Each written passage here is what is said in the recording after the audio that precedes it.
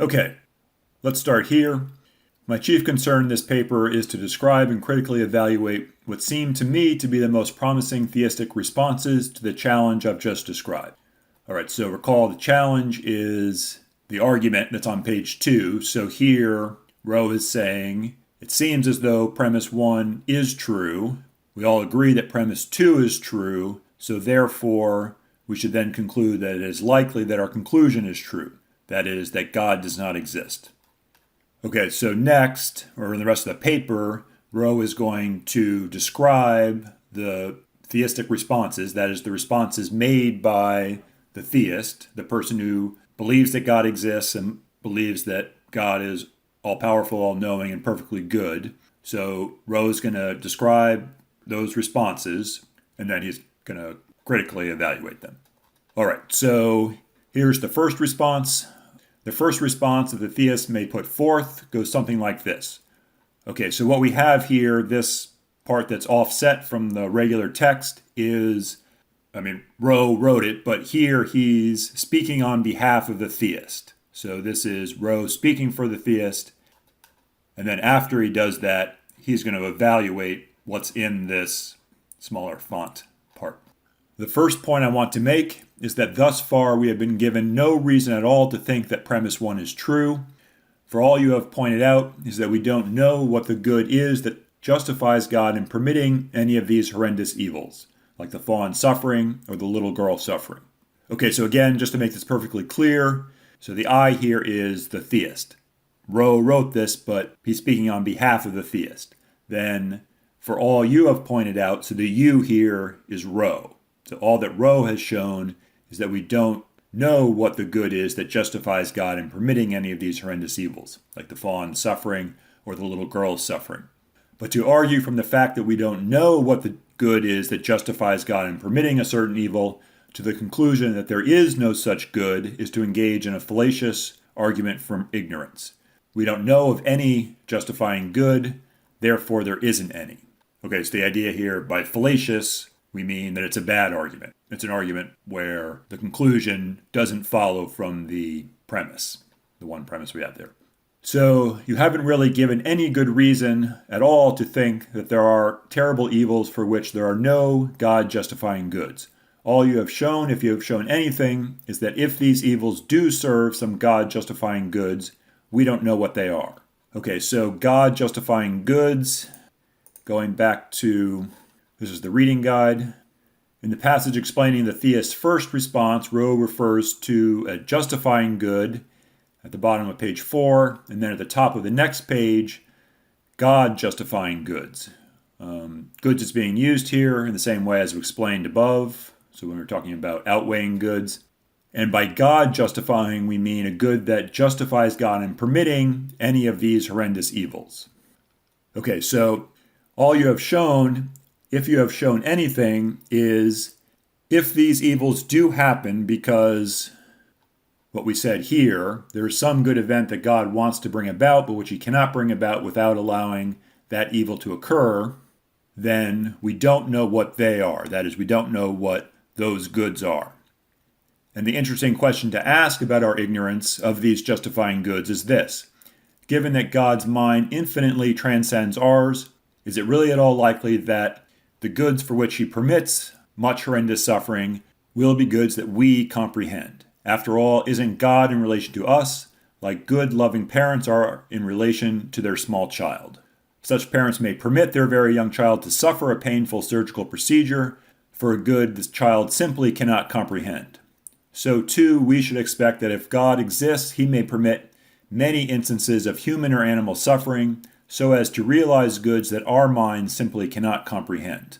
And if that is so, the fact that we don't know the goods that justify God in permitting much horrendous suffering cannot really be a reason for thinking he doesn't exist, for it is just what we should expect to be true if he does exist.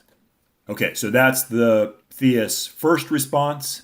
Basically, all Rowe has said is we don't know of any justifying good, therefore there isn't any, which isn't a strong argument. And then also we have this good parent analogy, which we're going to come back to. Actually, we're going to come back to both of them. So the first one, Okay, so this is back to Rowe speaking. What are we to make of this response by the theist?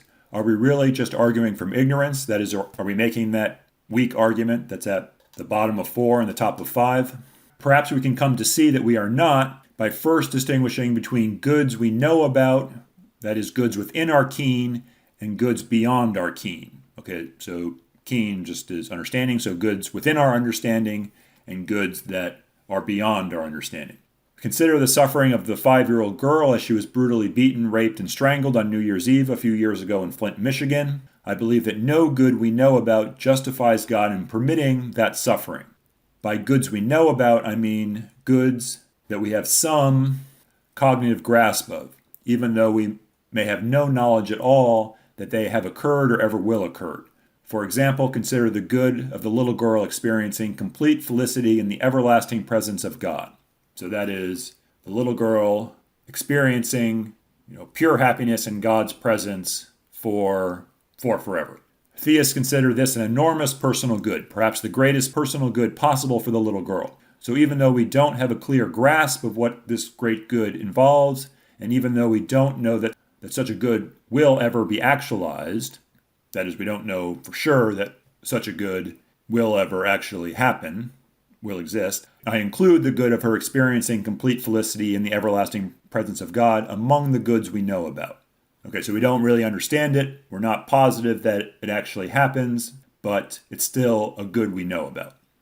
Of course, if some good we know about does justify God in permitting her suffering, that good must have already been actualized, that is, must have already actually happened, or be actualized, that is, will happen at some point in the future.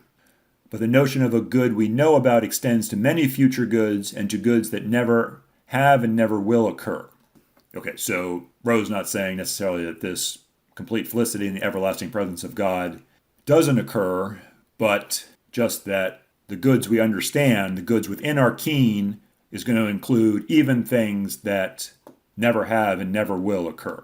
Okay, and what we have good reason to believe is that none of the goods we know about justifies God in permitting the horrendous suffering of that little girl. For with respect to each such good that we consider, we have reason to believe either that it isn't good enough to justify God in permitting that evil, or that it could likely be actualized by God without his having to permit the horrendous suffering of the little girl, or that some equal or better good could likely have been actualized by God without his having to permit the horrendous suffering of the little girl.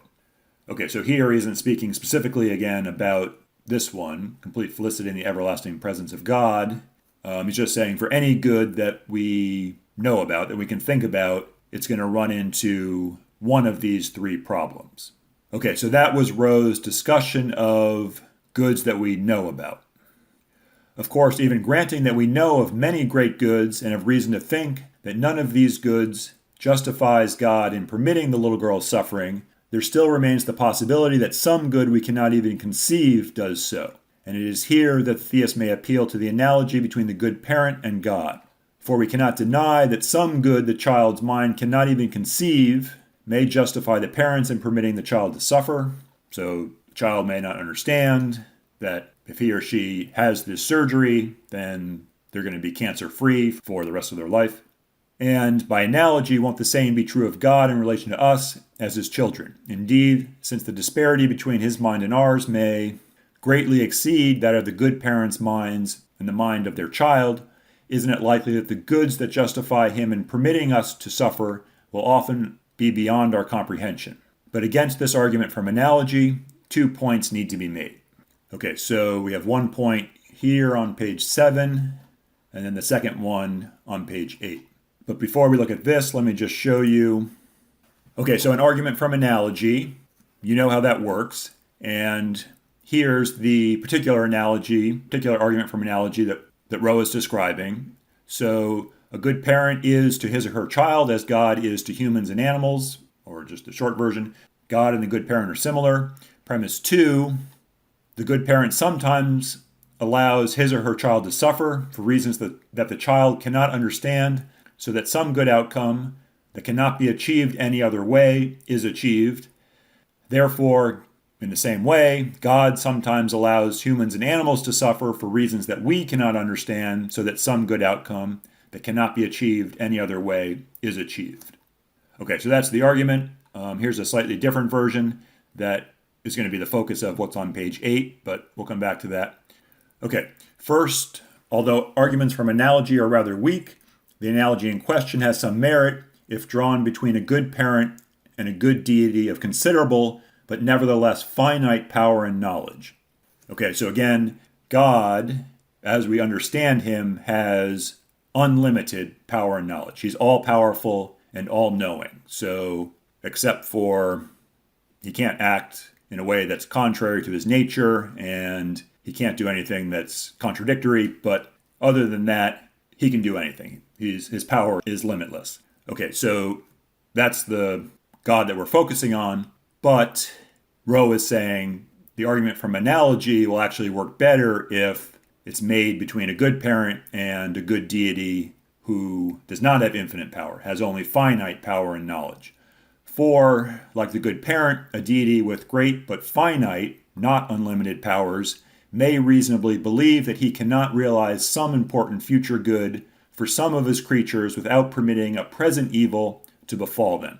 And there may be occasions when, like the good parent, the finite deity is simply unable to prevent a dreadful evil befalling his creatures, even though there is no good at all served by it. But the theistic God has unlimited power and knowledge. A good parent may be unable to prevent some suffering that her child undergoes, or even the child's death from some painful disease. Can we seriously think that an infinitely powerful, all-knowing deity was powerless to prevent the horror of Auschwitz, that is, during the Holocaust? A good parent may see that she cannot realize some important future good for her child without permitting some present evil to befall the child. Can we seriously think that there is some far-off future good for the victims of Auschwitz, a good that a deity of infinite power and knowledge judged to be worth the horror of Auschwitz, and was powerless to achieve without permitting that horror? Okay, so in this part right here, well, one thing, just to point it out to you, it's worth emphasizing that it's not just that there is some outweighing good, maybe there is, maybe there isn't, but the point is that an all-powerful God can't prevent this evil, Auschwitz, and still achieve that good. Okay, so that's the point that Rowe is making. This part here might be a little clearer if instead of, so we have two things going on. So one, we have that all-powerful issue, and also we have this tremendous horror of Auschwitz. They're all, I guess, horrendous horrors, but the point that Rowe is making here might have been a little clearer if he had just used the fawn example or the little girl example. Can we seriously think that there is some far-off future good for that fawn that was burned, suffered for 5 days, and then died? A good that a deity of infinite power and knowledge judged to be worth the horror of that fawn suffering and then dying, but God was powerless to achieve that good, whatever it was, without permitting that horror. I think maybe it might be a little clearer if we don't introduce Auschwitz into it. But in any case, that's what Rowe is saying.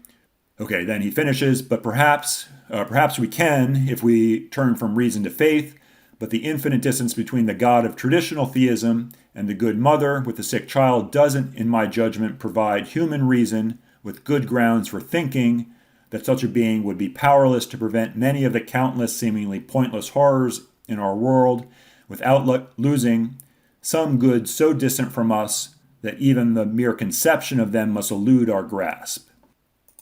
Okay, so to go back to this, the real focus of what Rowe is saying there on the second half of page 7 is about this premise here. In particular, if we just focus on God and the good parent are similar. So, actually, to back up for a second, the argument from analogy is A and B are similar. A has such and such a feature, therefore B probably has such and such a feature. Now, the argument's going to be better, it's going to be stronger, the more similar A and B are. If A and B aren't that similar, then that's not going to give us much reason for accepting the conclusion. If A and B are very similar, then that will give us good grounds for accepting the conclusion. Okay, so what Rowe is saying, or one of the points he's making there in the second half of page 7, is that God, all-knowing and all-powerful, and a good parent aren't actually that similar. In particular, they're not that similar with respect to what they can achieve, how powerful they are. I mean, they are similar in some respects, but with respect to what they can achieve, they're not that similar. The good parent, maybe in the grand scheme of things, can't really achieve that much. But God, being all powerful, seemingly can do anything.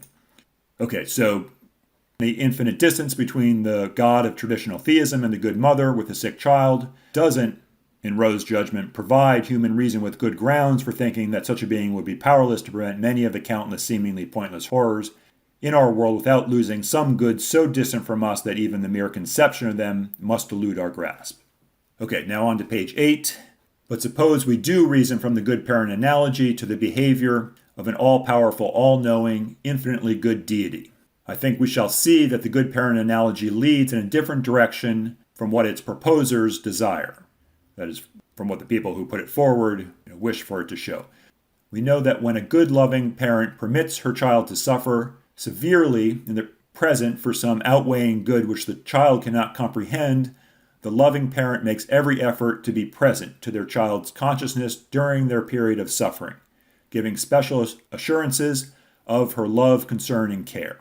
Her being the parent. For the child may believe that the parent could prevent her present suffering, so the parent will be particularly careful to give her child special assurances of her love and concern during this period of permitted suffering for a distant good that the child does not understand. And indeed, what we know about good, loving parents, especially when they permit their child to suffer intensely for goods the child cannot comprehend, that is, in particular, the example here would be some painful surgery. And indeed, what we know about good, loving parents is that they are almost always present to their child's consciousness during the period of their suffering, giving special assurances of their love and care. Okay, so on the basis of the good parent analogy, we should infer that it is likely that God, too, will almost always be consciously present to humans, if not other animals, when he permits them to suffer for goods they cannot comprehend, giving special assurances of his love for them. Okay, so here, the argument from analogy is, or the version that we're interested in is this one. The first premise is the same. The second premise, a good parent is always present and comforting when his or her child is suffering. Therefore, God is always present and comforting when humans or animals are suffering. Okay, so this here is the conclusion of that version of the argument from analogy. Okay, then this part here, the end of the paragraph, is Rowe's critique. But since countless numbers of human beings undergo prolonged horrendous suffering without being consciously aware of God's presence or any special assurances of his love and comfort, we can reasonably infer either that God does not exist, or the good parent analogy is unable to help us understand why God permits all the horrendous suffering that occurs daily in our world. Okay, so there might be more to say here, and it may be the case that for some people, they feel the presence of God when they are suffering, but Rowe is just making the point that based on the good parent analogy, we would expect God to be present for everyone. And being present, actually, if we say a little bit more about the good parent analogy, the idea would be that the burden is not on the child to be aware that his or her parents are there. The burden is on the parents to make sure that they're providing sufficient comfort and assurances of their love. And so by the good parent analogy, we would expect the same from God. Okay, but again, well, I don't know, maybe there's more to say here. Our conclusion about the theist's first response is this.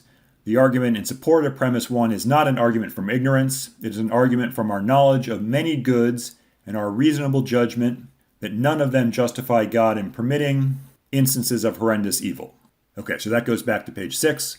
It is also an argument from our knowledge of what a being of infinite power, intelligence, and goodness would be disposed to do and would be capable of doing. Of course, there remains the logical possibility both that some goods incomprehensible to us justify God in permitting all these horrendous evils that occur daily in our world, and that some further goods, incomprehensible to us, justify God in not being consciously present to us, not being consciously present to so many who endure these horrendous evils. So we cannot prove, that is, it cannot be 100% certain that premise 1 is true. Nevertheless, the first response of the theist should, I believe, be judged insufficient to defeat our reasons for thinking that premise 1 is probably true.